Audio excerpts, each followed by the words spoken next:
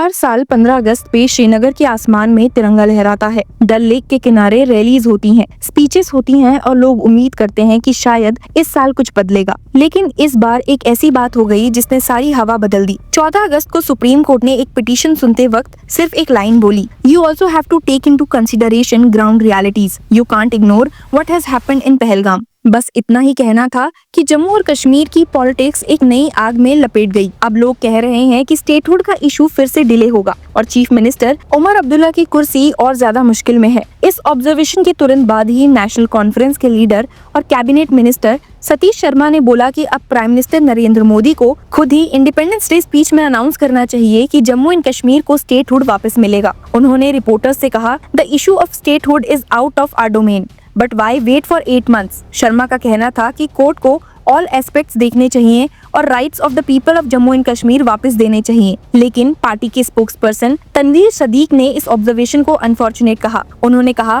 People of Jammu and Kashmir are being made to pay a price for the crimes they never committed. Even today we are being told that the situation is not good. When the Pahalgam incident happened, Jammu and Kashmir was not a state. Law and order was not with the elected government. Those who took responsibility were never punished while people are paying the price. सबसे बड़ी बात यह है कि LG Manoj Sinha ने खुद एक interview में बोला था कि वो फुल रिस्पॉन्सिबिलिटी लेते हैं पहलगाम अटैक की। तो फिर अगर अटैक उनके टेन्योर में हुआ था तो इलेक्टेड गवर्नमेंट को क्यों ब्लेम किया जा रहा है? PDP की प्रेसिडेंट महबूबा मुफ्ती ने भी सीधे शब्दों में बोला कि सुप्रीम कोर्ट का ऑब्जर्वेशन एक deeper political and psychological deadlock को रिफ्लेक्ट करता है। उन्होंने कहा, supreme court's reference to recent Pahalgam terror attack in the context of granting statehood to Jammu and Kashmir underscores a deeper issue about Government of India's continued lack of confidence in the region's stability. Even after revoking Jammu and Kashmir's special status and reducing it to a union territory, the center appears unwilling to ease its tight control. Court में petitioners जहूर अहमद भट्ट और खुर्शीद मलिक के lawyer Gopal Shankar Narayanan ने याद दिलाया कि दिसंबर 2023 के article 370 judgement के वक्त सॉलिसिटर जनरल ने एश्योरेंस दिया था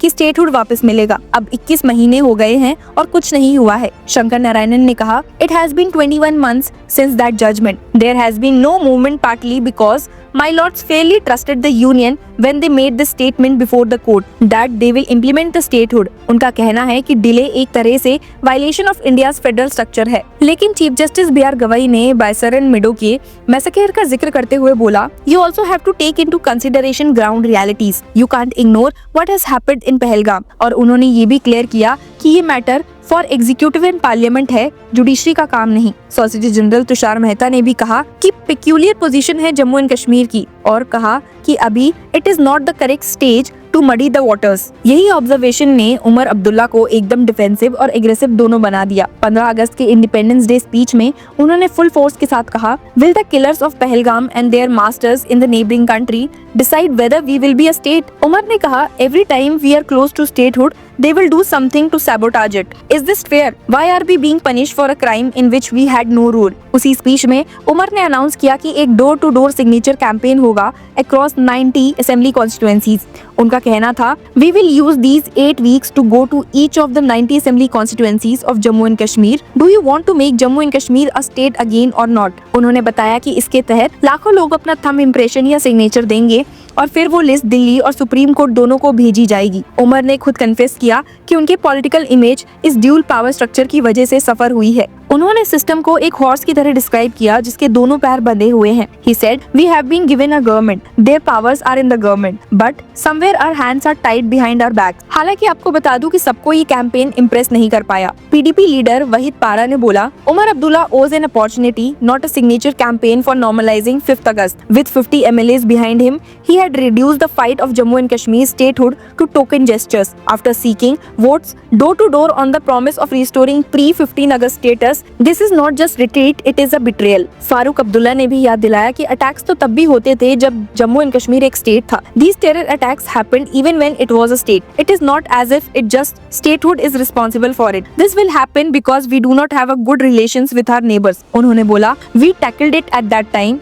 People are hopeful that Supreme Court will take note of this and restore our rights. यही contradictions अभी पूरी डिबेट का सेंटर है। सेंटर बोलता है कि सिक्योरिटी पहले, लोकल पार्टीज बोलती है कि सिक्योरिटीज तभी आएंगी जब ट्रस्ट होगा, और ट्रस्ट तभी होगा जब स्टेटहुड वापस मिलेगा। सुप्रीम कोर्ट अपनी बाउंड्रीज के पीछे हट जाता है और कहता है कि we do not have the expertise, और आम लोग वो बस वेट कर रहे हैं, रैलीज में निकल रहे हैं और अब सिग्नेचर्स देंगे, होपिंग कि प्रोमिसेस कभी रियलिटी बनेंगे। चीफ मिनिस्टर उमर ने अपनी स्पीच में ओपनली एक्सेप्ट किया कि उन्होंने भी एक्सपेक्ट किया था कि prime minister Modi red fort से एक बड़ी अनाउंसमेंट करेंगे। I was even told that the documents are being prepared. We waited. It did not happen. The truth is that the ray of light have started to fade. उन्होंने कहा, लेकिन उन्होंने ये भी बोला कि वो स्टेटस को एक्सेप्ट नहीं करेंगे। We will get justice and we will rest only after that by God's will. वही पारा ने भी एक और सॉलिड पॉइंट उठाया। He said, why should the people of Jammu and Kashmir, law-abiding citizens who have upheld the constitution, be denied equality with every other Indian